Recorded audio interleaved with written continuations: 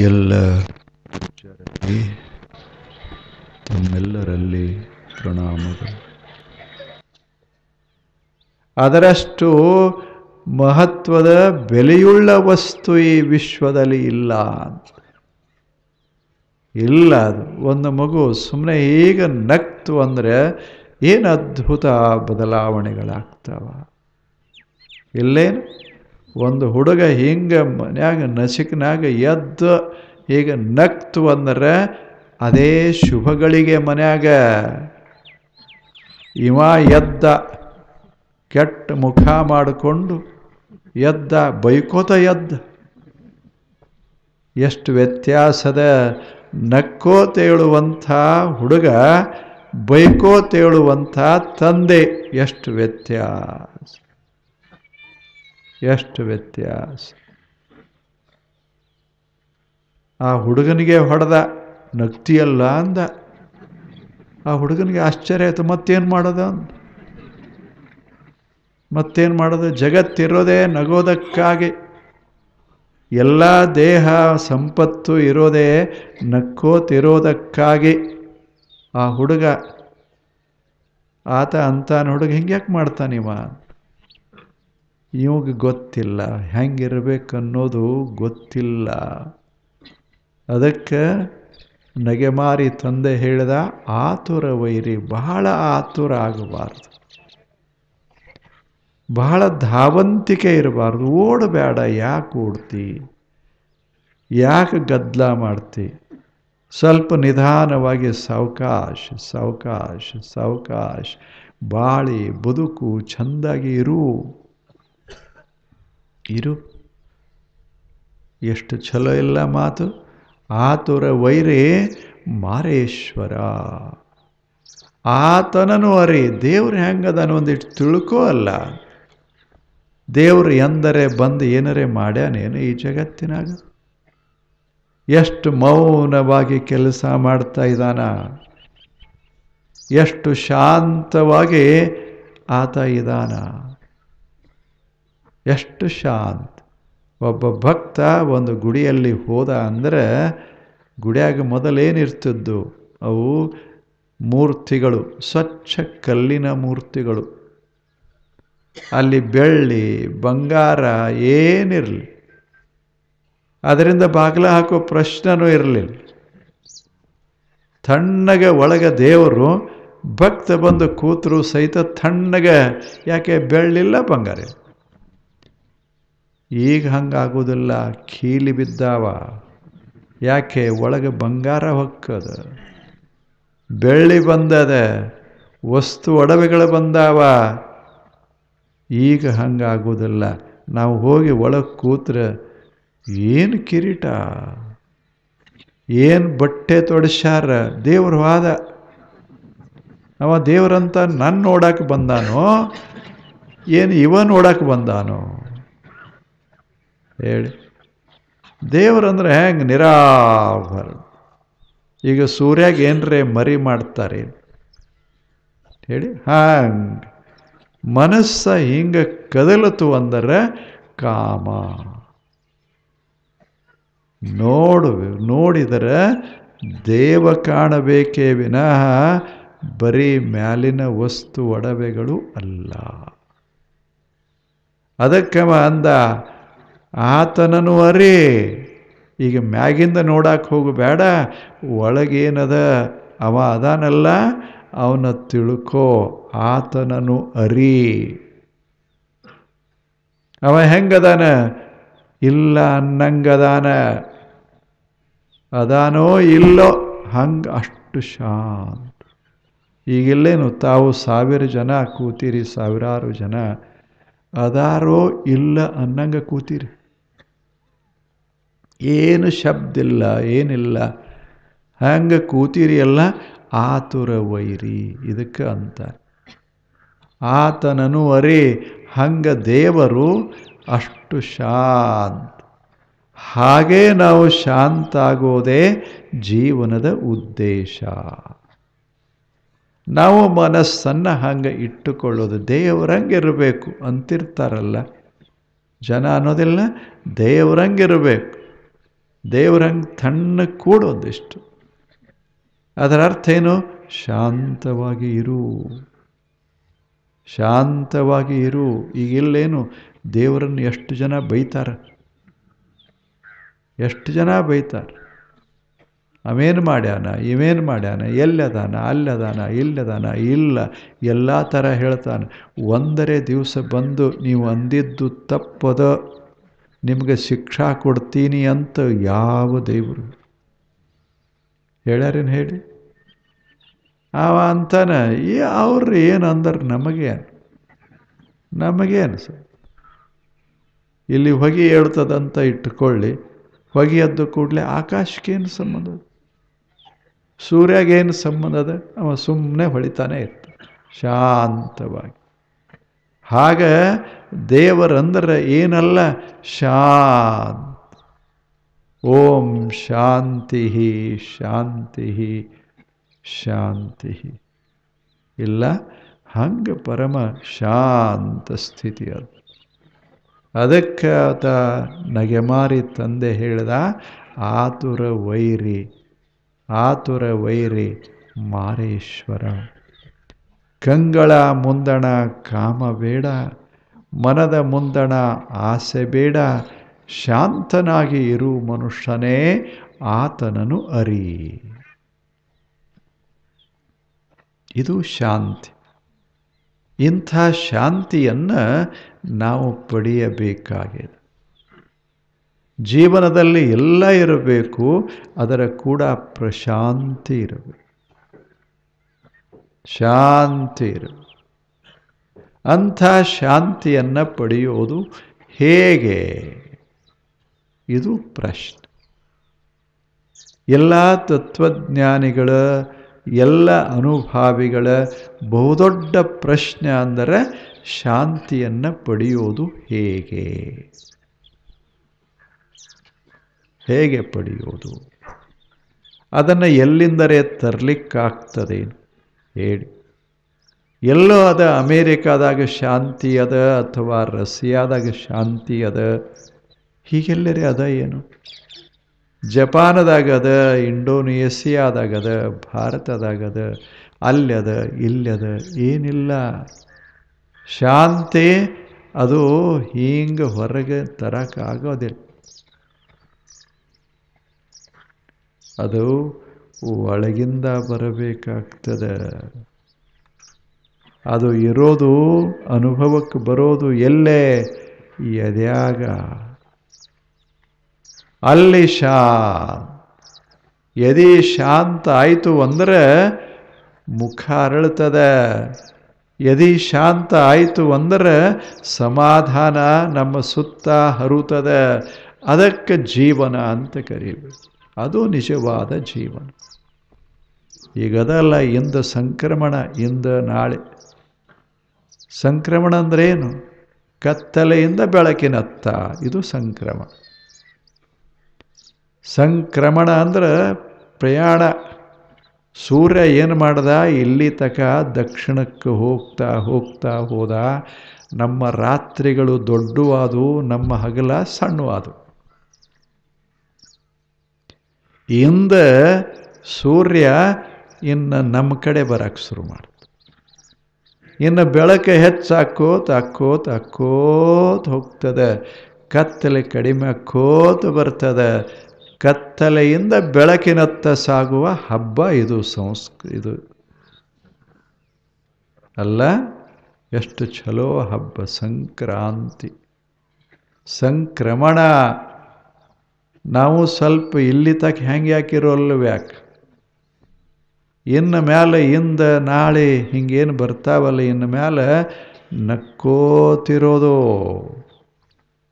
ನೀವು ಹೋಗಿ ಒಂದು ಕನ್ನಡಿ ಇಟ್ಕೊಳ್ರಿ ದಿವಸ ಮನ್ಯಾಗ, ಅಥವಾ ಕಿಶೆದಾಗ ಹಾಕ್ಕೊಂಡು ಬರ್ರಿ. ಯಾವಾಗ ಹೆಂಗರೆ ಅನಿಸ್ತದ ಹಿಂಗೆ ನೋಡಿಬಿಟ್ರೆ ಗೊತ್ತಾಗ್ತದ ನಾವು ಹೆಂಗದೇವಿ ಅಂತ. ಕೂದಲ ನೋಡಬಾರ್ದು, ಮುಖ ನೋಡಬೇಕು, ಕಣ್ಣ ನೋಡಬೇಕು.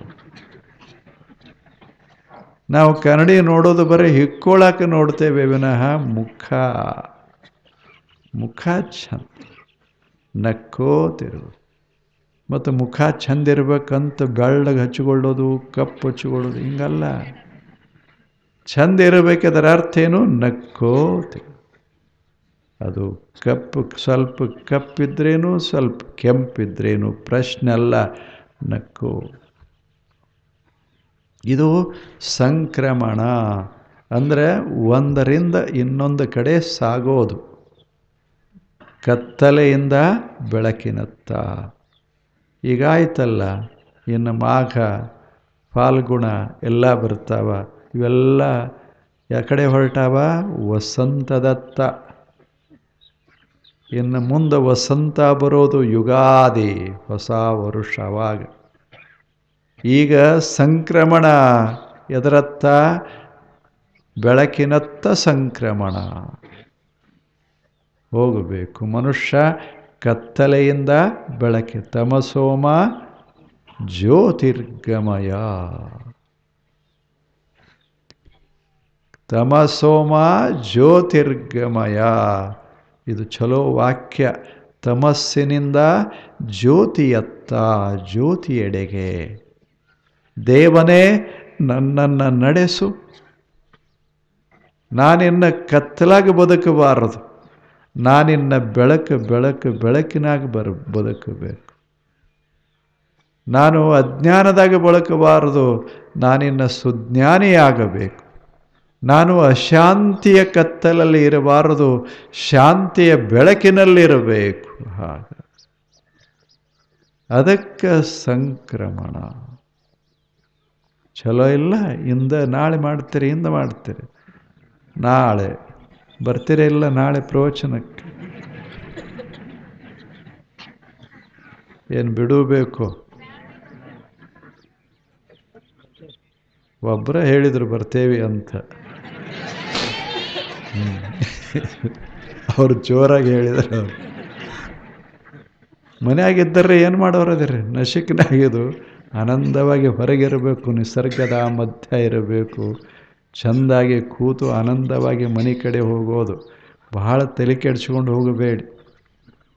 ನಾ ಏನು ಹೇಳ್ತೀನಿ ಅದು ನೆನಪಿರ್ತಾವ ಇಲ್ಲ ತಲೆ ಹಾಕೋಬೇಡಿ. ಯಾರೇ ಕೇಳಿದ್ರೆ ತಿಳ್ಕೊಳ್ಳಿ ಏನು ಹೇಳಿದ್ರಿಂದ. ಅದು ಹೇಳಿದ್ರೆ ಏನು ಹೇಳಲಿ ಬಿಡಲಿ, ತಣ್ಣಗೆ ಆರಾಮ ಅದೇವಿ ನಿಂತು ಅಂತ. ಎಲ್ಲರೂ ಏನೂ ಹೇಳಕ್ಕೆ ಹೋಗಬೇಡಿ. ಏನದ ಇಲ್ಲಿ ಬಂದಿದ್ದೆ ಅದಕ್ಕೆ ಶಾಂತವಾಗಿ ಕೂಡಿರೋದು, ಆನಂದವಾಗಿ ಇರೋದು, ತಣ್ಣಗಿರೋದು. ಯಾವ ಜಾತಿ ಮತ ಪಂಥ ಶಾಸ್ತ್ರ ಪಾಸ್ತ್ರ ತಗೊಂಡು ನಮಗೇನು ಮಾಡೋದು? We have to live peacefully.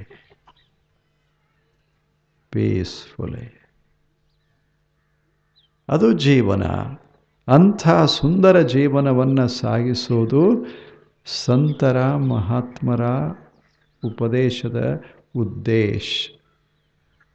ಅದಕ್ಕೆ ನಾವು ನೋಡ್ತಾ ಇದ್ದೇವೆ ನಿನ್ನಿಲ್ದ ಮೊನ್ನೆ, ಶ್ರದ್ಧಾವಾನ್ ಲಭತೆ ಜ್ಞಾನಂ ತತ್ತಪರಃ ಸಂಯತೇಂದ್ರಿಯಃ ಜ್ಞಾನಂ ಲಬ್ಧ್ವಾ ಪರಾಂ ಶಾಂತಿಂ ಅಚಿರೇಣ ಅಧಿಗಚ್ಚತಿ. ಬಹಳ ತಿಳಿಯುವುದಿಲ್ಲ. ಶಾಂತಿಯನ್ನು ಪಡೆಯೋದಕ್ಕೆ ಬಹಳ ಹೊತ್ತು ಬೇಕಾಗಿಲ್ಲ. ಏನು ಒಂದು 10 ವರ್ಷ ಬೇಕು, ಅಥವಾ 1 ಜನ್ಮ ಬೇಕು, 4 ಜನ್ಮ ಬೇಕು, ಏನಿಲ್ಲ. ಈ ಕ್ಷಣ ಶಾಂತಿಯನ್ನು ಪಡಿಬೇಕಂತ ಇಚ್ಛೆ ಇದ್ದರೆ ಅಚಿರೇಣ ಅಧಿಗಚ್ಚತಿ, ಇದೇ ಕ್ಷಣ ನೀನು ಪಡಿತಿ ನೋಡು. ಎಷ್ಟು ಭರವಸೆ ಕೊಟ್ಟರು. ನೀ ಹಂಗರೇ ಇರು ಹಿಂದಕ್ಕೆ. ಈಗ ಚಲೋ. ಈಗ ಅಲ್ಲೇನು, ಈಗ ನಿನ್ನೆ ರಾತ್ರಿ ಮಲ್ಕೊಂಡಿದ್ದೇವೆ, ಈಗ ಎದ್ದೇವಿ ಹೊಸ ಮನುಷ್ಯರು. ಹಳಿದ್ಯಾಕೆ ನೆನಪು ಮಾಡಿಕೊಳ್ಳೋದು? ಹಳಿದ ಹಂಗೆ ಬಿಟ್ಟು ಬಿಡೋದು. ಚಲೋ ಎಷ್ಟದ ನೆನಪು ಮಾಡಿಕೊಳ್ಳೋದು. ಹೊಸ ಜೀವನ ಸಾಗಿಸು. ಹೊಸ ಜೀವನ ಹೇಗಿರಬೇಕು? ತಾಜಾ ಒಂದರೆ ಹೂವು ಬಾಡ್ಕೋತ ಬರ್ತದೇನು ಈ ಜಗತ್ತಿನಾಗ? ಹೇಳಿ. ಯಾವುದೇ ಸಣ್ಣ ಹೂವು ಇರಲಿ, ದೊಡ್ಡ ಹೂವು ಇರಲಿ, ಅದು ತಾಜಾ ನಮ್ಮದು ಏನಾಗ್ಯದ ಅಂದ್ರೆ ಹಳಿದೆಲ್ಲ ತಲೆಯಾಗಿಟ್ಟುಕೊಂಡು ಹಿಂಗೆ ಹೇಳ್ತೇವೆ, ಇದೆಲ್ಲ ಹಳಸಿದ್ದು. ಇದನ್ನು ಯಾಕೆ ತಲೆಯಾಗೆ ಯಾಕೆ ನಿನ್ನೆ ಯಾರು ಕೂಡಾರೆ ಜಗಳ ಮಾಡಿರ್ಬೋದು, ಅವ್ರು ನಮಗೆ ಬೈದಿರ್ಬೋದು, ನಾವು ಅವರಿಗೆ ಬೈದಿರ್ಬೋದು. ಅದೆಲ್ಲ ಇಂದ್ಯಾಕೆ ಅಂದ ಸೂರ್ಯ ನಾ ಹೊಸಬ ಬಂದಿನಲ್ಲ, ಅದು ಹೋಯಿತು ಕತ್ತಲೆ ಬೆಳಕ. ತಮಸೋಮ ಜ್ಯೋತಿರ್ಗಮಯ, ಅದೆಲ್ಲ ಕತ್ಲ್ಯಾಗ ಚಿಂತಿ ಪಂತಿ ಅವೆಲ್ಲ ಕತ್ಲ್ಯಾಗ ಎಂದು ಎದ್ದಾಗ ನಾವು ಹೊಸ ಮನುಷ್ಯರಾಗಬೇಕು. ಹೊಸಬರಾಗೋದು, ಮಸ್ತಾಗಿರೋದು, ನಿಶ್ಚಿಂತವಾಗಿರೋದು. ಯಾರೂ ನಮ್ಮ ವೈರಿಗಳು ಅಲ್ಲ. ನಿನ್ನಿರಬಹುದು, ಎಂದು ವೈರಿಗಳು ಅಲ್ಲ. ಎಂದೆಲ್ಲ ಎಳ್ಳ ಮತ್ತೇನು ಎಷ್ಟು ಚಲೋ ಅದು ಸ್ನೇಹಶೀಲ. ನಿನ್ನೆವರೆಗೆ ಹೆಂಗರೇ ಇರಲಿ, ಇಂದ ನಾವು ಸ್ನೇಹಶೀಲರು. ಸ್ನೇಹ ನೋಡಿದರೆ ಸಂತೋಷ, ಅದಕ್ಕೆ ಸ್ನೇಹ ಅಂತ. ಅದು ಎಳ್ಳು ಬೆಲ್ಲ ಅಷ್ಟೇ ಮಧುರ. ಮಾತು ಸವಿ ಇರಬೇಕು, ನೋಟ ಸವಿ ಇರಬೇಕು, ಹಂಗೆ ಬದುಕೋದದ. ಚಲೋ ಇಲ್ಲ ಇದು? ಅಂಥದ್ದೊಂದು ಸಂದರ್ಭ ಜೀವನ ಅಂದ್ರೆ. ಅದಕ್ಕೆ ಹಳೆಯದು ಬಿಟ್ಬಿಡೋದು. ಬೈದಿರ್ತಾರೆ, ಮತ್ತು ಮನ್ಯಾಗ ಇರ್ತೇವೆ ಅಂದಾಗ, ಒಂದೇ ಕಡೆ ಇರ್ತೇವೆ ಅಂದಾಗ ಅವ್ರು ನಿಮಗೆ ಬೈತಾರೆ, ನೀವು ಅವರಿಗೆ ಬೈತೀರಿ. ಈಗೆಲ್ಲೇನು ನಾನು ನಿಮ್ಮನ್ನು ನೋಡಿ ಒಂದೀಟು ತಾಪ್ ಮಾಡ್ಕೋತೀನಿ, ನಾನು ನೋಡಿ ನೀವು ಒಂದೀಟು ತಾಪ್ ಮಾಡ್ಕೊಂಡಿರ್ತೀರಿ. ನಿನ್ನೆ ಅದೆಲ್ಲ ಮರೆತು ಬಿಡೋದು. ಅದ ಹೆಂಗೆ ಮಜಾದಾಗಿರ್ಬೇಕದ. ಅದೆಲ್ಲ ಹೋಯ್ತು. ಇನ್ನು ಹೊಸ ಜೀವನ, ಹೊಸ ಭಾವನಾ, ಹೊಸ ವಿಚಾರಗಳು. ಅದಕ್ಕೆ ಇಂದಿನಿಂದ ನೀವೇನು ಮಾಡೋದು ಅಂದರೆ ಸಂಕ್ರಮಣದ. ಅದಕ್ಕೆ ಇಂದ ಮಲಗೋ ತಕ ನಕ್ಕೋತಿರೋ, ನಾಳೆ ಎದ್ದ ಬಳಿಕ ತಾಜಾ ಇರೋದು. ಚಲೋ ಇಲ್ಲ ಇವೆರಡು? ಇಷ್ಟು ಮಾಡಿದರೆ ಏನು ಜೀವನ ಸ್ವರ್ಗ. It becomes a paradise. ಸ್ವರ್ಗವಾಗ್ತದೆ. ಭಾಳ ಕಷ್ಟದ್ದಲ್ಲ. ಅಚಿರೇಣ ಅಧಿಗಚ್ಚತೆ, ಸ್ವಲ್ಪ ಸಮಯದಲ್ಲಿ ಆಗ್ತದೆ. ಅಚಿರೇಣ ಅಧಿಗಚ್ಚತಿ ಪರಾಂ ಶಾಂತಿಂ ಅಚಿರೇಣ ಅಧಿಗಚ್ಚತಿ. ಬಹುದೊಡ್ಡ ಅದ್ಭುತವಾದ ಶಾಂತಿಯನ್ನೇ ಮನುಷ್ಯನೇ ನೀನು ಅನುಭವಿಸ್ತೇ.